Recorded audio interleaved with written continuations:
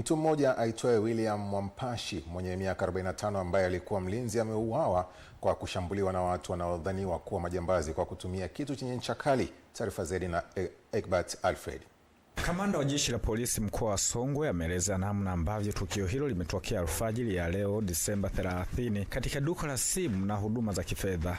Majira ya alfajiri saa 9:30 asubuhi lilipotiwa tukio la mauaji ya mwananchi kwa jina William Mwampashi mwenye umri wa miaka 45, mlinzi ambaye alishambuliwa na watu wanaodhaniwa kuwa ni majambazi kwa kutumia kitu chenye ncha kali.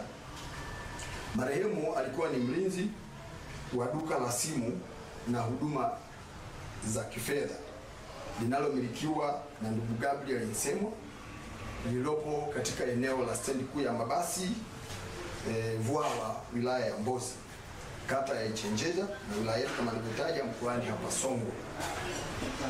Kufuatia tukio hilo, jeshi la polisi mkoa wa Songwe lilianza mara moja uchunguzi na ufuatiliaji wa kina kwa kutumia taarifa za intelijensia na raia wema ili kuwabaini na kuwakamata wahusika wa tukio hilo.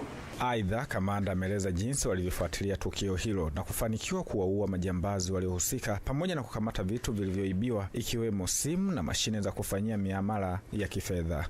Askari walifuatilia watuhumiwa hadi eneo la Ilembo katika wilaya yetu ya Mbozi kwa mjini, ambapo wanakuta katika nyumba moja wakiwa ndani.